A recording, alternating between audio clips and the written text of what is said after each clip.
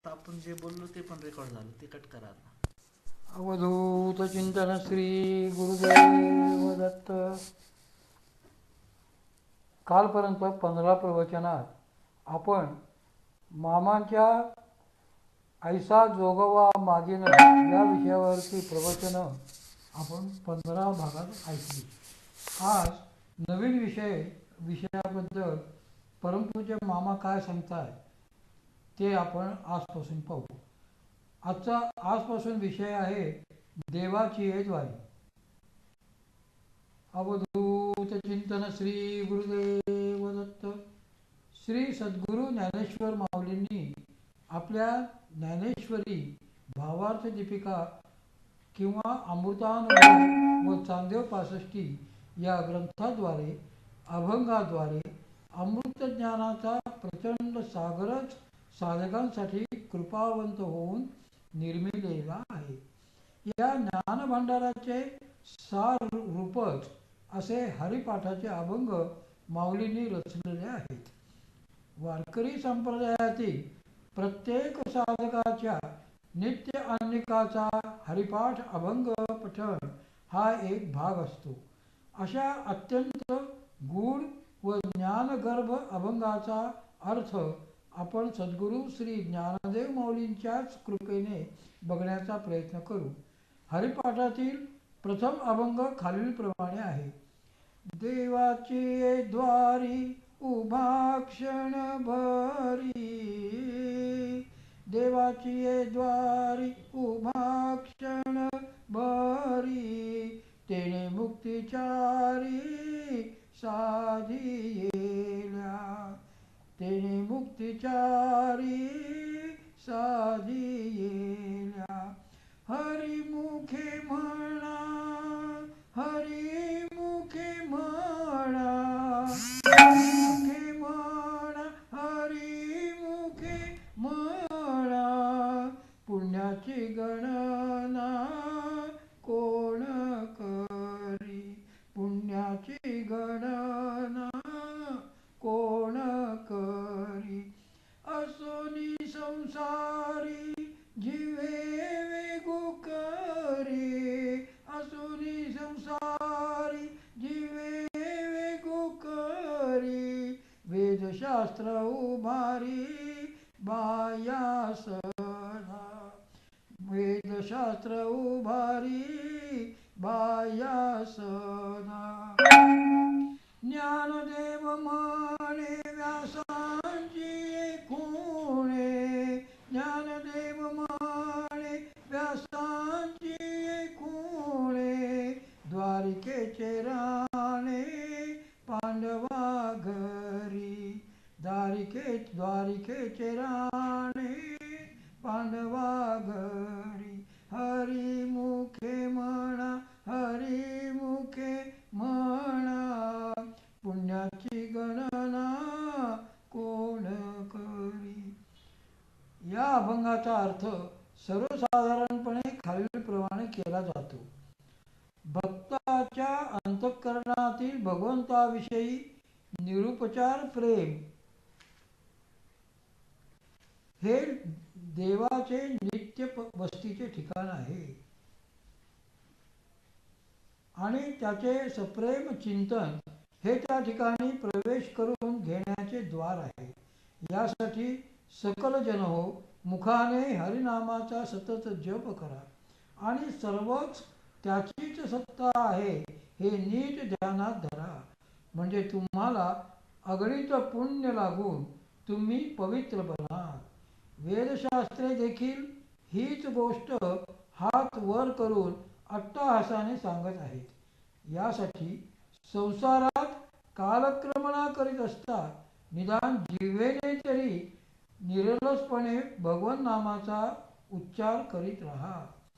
पांडवांनी द्वारकाधीश श्री कृष्ण परमात्म्याची भक्तिपुरस्पर नामस्मरण रूप सेवा केली म्हणून तो भगवान त्यांचा केवळ अंकित होऊन राहिला आहे असे व्यासांनी महाभारतात वर्णन करून सांगितले आहे. आणि मी ज्ञानदेव त्याच्याच आधाराने तुम्हीही सर्वजण हरिस्मरण करा असे तुम्हा सांगत आहे.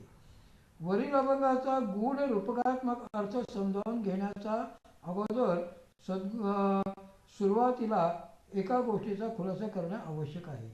अभंगात ज्याप्रमाणे प्रथम कडव्यातील प्रथम चरणात देवाची ये द्वारी आल्यावर पुढील चरणात क्षणभरी चारी असे री अंत अनुग्रास आले आहेत, त्याचप्रमाणे चारही कडव्यात येणे आवश्यक व नियमांना धरूनच आहे. शेवटच्या कडव्यातील प्रथम ज्ञानदेव म्हणे असे शब्द आल्यावर पुढे नेच दोनदा यायला हवा व नंतर पांडवा घरी यायला हवा. हवे हे